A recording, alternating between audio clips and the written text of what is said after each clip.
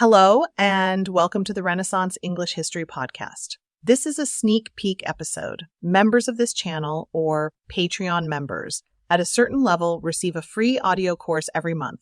Last month, it was on the Wars of the Roses, and this month it was on Henry VII and his consolidation of power and birth of the Tudor dynasty. This is part one of the Henry VII course as a sample. In this audio, we talk about how Henry began to consolidate power after Bosworth and his first moves as king to legitimize his reign. If you're a member at the right level, stay tuned for the link to access the course. If you don't want to join the channel or become a Patreon member, but would still like to dive deeper into this course, it's over an hour's worth of audio with handouts. You can purchase the course for $17. I'll put a link below both to join and to purchase the course on its own. And now, without any further ado, let's get right into it.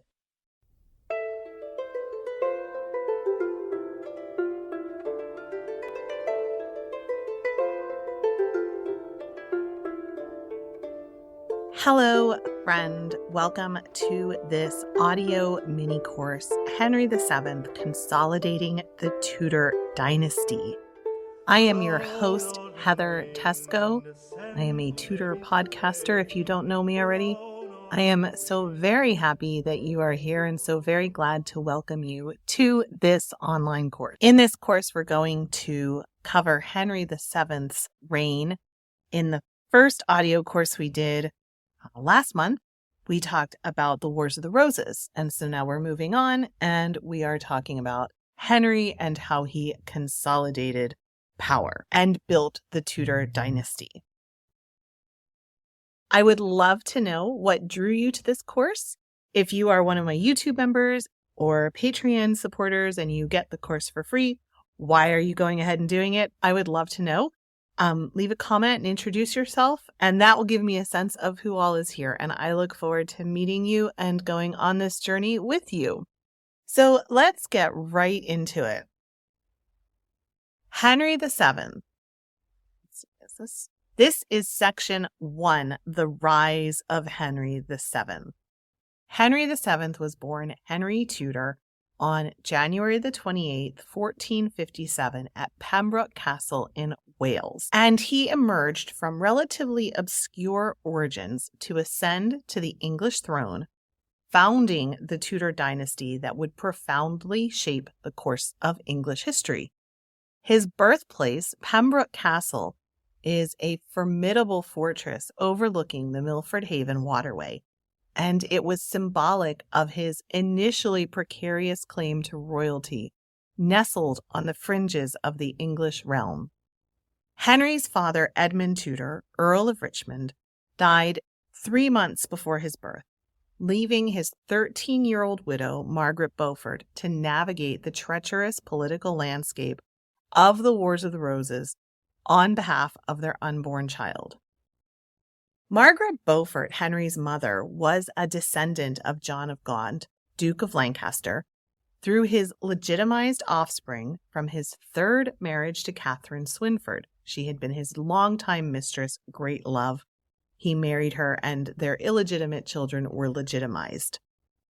But they were legitimized with the caveat that they would never claim the throne. So, despite this tenuous nature of her claim due to the condition of the legitimacy imposed on her Beaufort lineage, Margaret's steadfast determination and political acumen provided a crucial foundation for Henry's eventual claim to the throne. Her lineage instilled in Henry a sense of destiny that would drive his ambitions. Henry's early life was marked by the volatile dynamics of the Wars of the Roses, a series of dynastic conflicts between the houses of Lancaster and York for control of the English throne. Following the Lancastrian defeat at the Battle of Tewkesbury in 1471 and the murder of Henry VI in the Tower of London, the Tudor line was thrust into peril. To safeguard her son, Margaret arranged for Henry's exile to Brittany at age 14, where he spent most of his adolescence under the protection of Duke Francis II of Brittany. Margaret did this to protect her son, obviously. It was a period where things were really in flux. He had this Lancastrian blood that she knew was going to be dangerous. And at this point, she probably wasn't even thinking about him having a claim to the throne. She just wanted to keep him alive.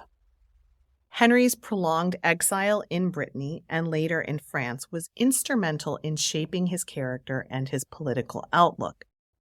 During these formative years, he was exposed to the intrigues of European courts, honing his skills in diplomacy and statecraft.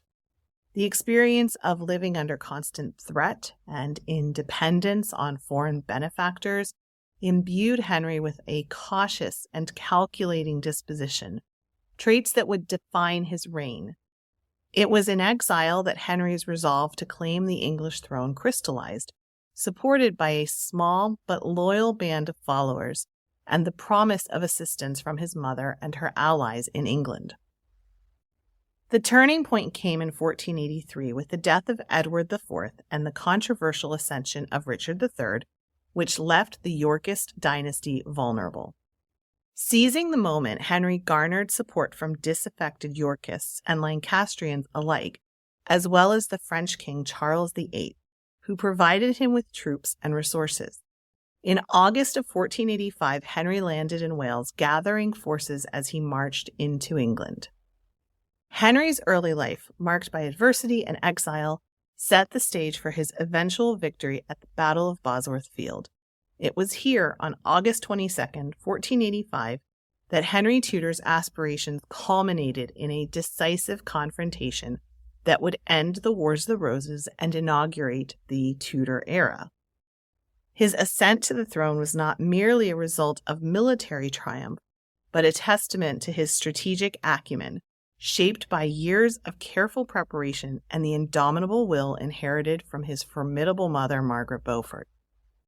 So now we're going to talk about the Battle of Bosworth Field. It was, of course, the decisive confrontation on August 22, 1485, the culmination of deep-seated political and military tensions that had simmered throughout Richard III's reign. Richard's ascent to the throne was mired in controversy, beginning with the declaration of his nephews, Edward V and his brother Richard, Duke of York, as illegitimate. This act, combined with the mysterious disappearance of the princes in the Tower, cast a long shadow over Richard's claim and stirred dissent among the nobility and common folk alike. Richard's rule was further challenged by internal dissent, most notably Buckingham's Rebellion of 1483. The rebellion, although quashed, exposed the vulnerabilities in Richard's support base and emboldened his opponents. Henry Tudor, the Lancastrian claimant with a tenuous link to the throne, emerged as a focal point of opposition. Henry's cause was bolstered by his promise to marry Elizabeth of York, uniting the warring houses and offering a peaceful resolution to the endemic conflict. Henry's return from exile in 1485 was a calculated move, taking advantage of the fractured Yorkist loyalty and the broader discontent with Richard's rule. Landing in Wales, Henry capitalized on his Welsh ancestry and the promise of a united realm to gather forces as he marched toward England. The Battle of Bosworth Field unfolded in the Leicestershire countryside, far from the traditional strongholds of royal power. The engagement was not characterized by large armies typical of earlier conflicts, but by strategic maneuvering and the crucial roles played by key figures on both sides. Richard III was confident in his military prowess, and he took to the field with a force that, on paper, seemed superior. However, the loyalty of his troops, particularly those commanded by the Stanleys, Thomas, Lord Stanley, and Sir William Stanley, was uncertain. The Stanleys, holding a pivotal position on the battlefield, hesitated. They were incidentally related to Henry by marriage. Henry's mother, Margaret Beaufort, was at this point married to Thomas, Lord Stanley, and they hesitated, their allegiance torn between Richard, to whom they were related by marriage, and Henry, to whom they were bound by promises of reward and, of course, a relation by marriage. The battle's turning point came when Sir William Stanley, observing Richard's charge towards Henry in a bold attempt to end the battle decisively, chose to intervene on Henry's behalf. This sudden shift broke the momentum of Richard's forces and led to a melee around the king. In the turmoil, Richard III, fighting valiantly to reach Henry Tudor, was overwhelmed and killed, marking the end of the Plantagenet rule and the culmination of the Wars of the Roses. The death of Richard on the battlefield, a king fighting to the last, became a poignant symbol of the end of an era and the dawn of Tudor England.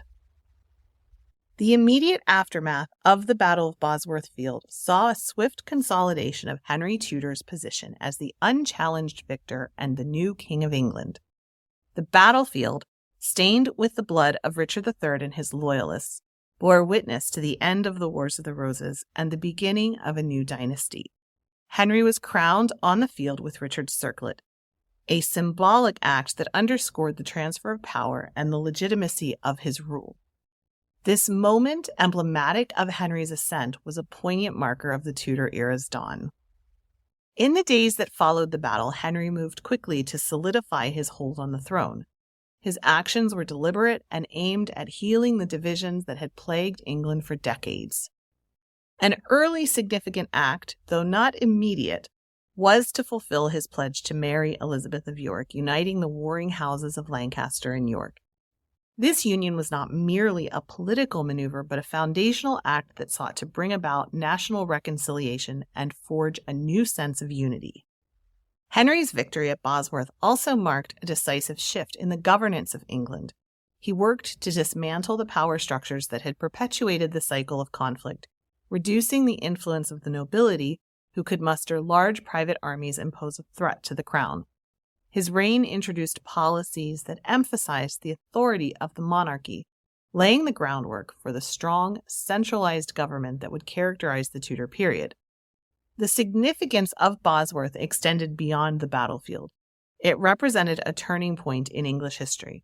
The battle and its aftermath effectively ended the dynastic feuds that had defined the Wars of the Roses, paving the way for a period of relative stability and prosperity under the Tudors. Henry VII's reign would be marked by efforts to strengthen the monarchy, rejuvenate the economy, and navigate the complex landscape of European politics, all while keeping the hard-won peace at home. The legacy of Bosworth and Henry VII's subsequent rule set the stage for significant developments in English history, including the Reformation and expansions of the Tudor state. The consolidation of Tudor power not only reshaped the monarchy, but also had lasting implications for the legal system, economic policies, and the very fabric of English society. Now let's talk about Henry's consolidation of power. Henry's ascent to the English throne was marked by immediate and decisive actions aimed at consolidating his power and legitimizing his reign.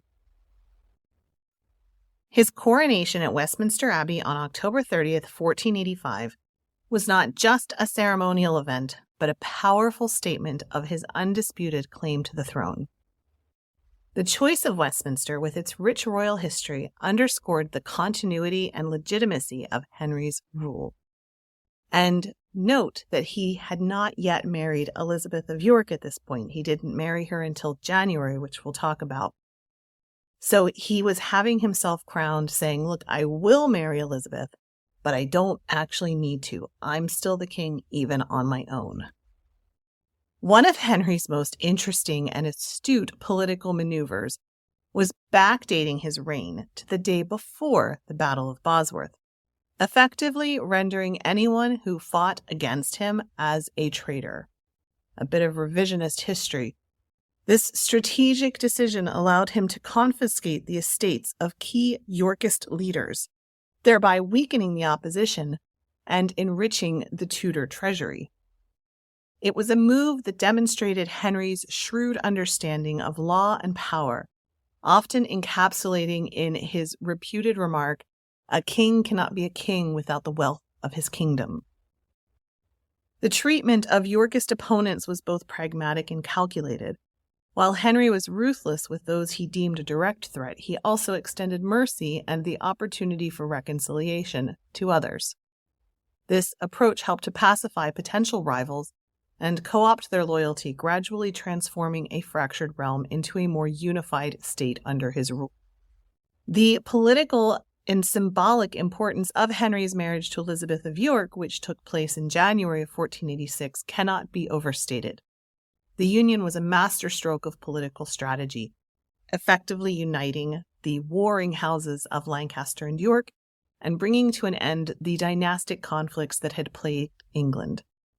The marriage was celebrated as a union of the red rose and the white, a poetic symbol of the new era of peace and unity that it heralded.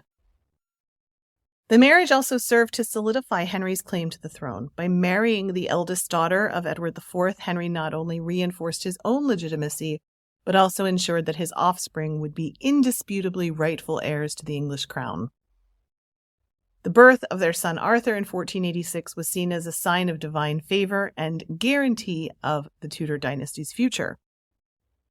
In the public imagination, the marriage between Henry and Elizabeth healed the wounds of the nation. Chroniclers of the time, such as Polydore Virgil, noted the widespread rejoicing that accompanied the announcement of their union, interpreting it as the dawn of a prosperous new age for England. Despite these auspicious beginnings, though, Henry's early reign was not without its challenges. The kingdom he inherited was still reeling from decades of conflict, and Yorkist sympathizers, though momentarily quelled, remained a latent threat. The Lovell and Stafford Rebellion of 1486, though quickly suppressed, was a stark reminder of the ongoing discontent and the potential for unrest. Henry's response to these challenges was characterized by a blend of clemency and sternness. He understood the importance of stability and sought to achieve it through a careful balance of justice and mercy. His establishment of the Court of the Star Chamber is a testament to his commitment to law and order, providing a forum for addressing grievances that might otherwise have fomented a rebellion. The early actions and policies of Henry VII not only addressed the immediate challenges of his reign, but also laid the foundation for the enduring legacy of the Tudor dynasty. One of Henry's key strategies was to secure alliances through strategic marriages, not only his own to Elizabeth of York, but also those of his children. The marriage of his eldest son Arthur to Catherine of Aragon, and later the betrothal of his younger son Henry, the future Henry VIII, to Catherine as well, were moves designed to forge strong international alliances, particularly with Spain, a leading European power. Henry's meticulous attention to the realm's financial health was another cornerstone of his legacy. By implementing efficient tax collection systems and promoting trade, Henry significantly enhanced the crown's wealth. His establishment of the chamber system for royal finances, which bypassed the more corruptible exchequer, was a testament to his innovative approach to governance. The financial prudence not only stabilized the economy, but also provided the resources necessary for the Tudors to patronize the arts and exploration, contributing to the cultural flourishing of the Renaissance in England. Also, Henry's administrative reforms were instrumental in shaping the modern English state. He bolstered the authority of the monarchy through the use of royal councils, reducing the power of the nobility who could challenge his rule. This move towards centralized government was crucial in maintaining the peace and stability that had eluded England for decades. The reign of Henry VII also saw subtle beginnings of what would become the English Reformation. While Henry himself remained a devout Catholic, his policies laid the groundwork for religious changes that his son, also Henry, would later enact. The emphasis on royal supremacy, initially over the nobility and the courts, set a precedent for the eventual assertion of royal authority over the Church of England. So, the early years of Henry VII's reign were marked by a series of calculated moves to consolidate power, secure the dynasty's future, and lay the foundations for a stable and prosperous England. The significance of his victory at Bosworth extended far beyond the battlefield, marking the beginning of a transformative era in English history. Through strategic marriages, financial acumen, administrative reforms, and a keen understanding of the balance of power, Henry VII not only secured his legacy, but also set the stage for the Tudor dynasty to become one of the most influential and celebrated in English history. His reign, characterized by a shift from feudal chaos to centralized governance, heralded the dawn of the early modern period in England, setting a course that would shape the nation's future for centuries to come. In the next section, we are going to look at political and domestic policies, including how Henry secured the throne, how he dealt with rivals, and really dig into the legal and fiscal reforms. So I will see you back here for that. Thank you so much for listening. Bye-bye. Blow, northern wind, ascend who may be sweating. Blow, northern wind, blow, blow, blow. Ich hatte durch den Bauerbricht, dat soll is semlis on Sicht. Mens gevoel meiden of nicht, fern freit von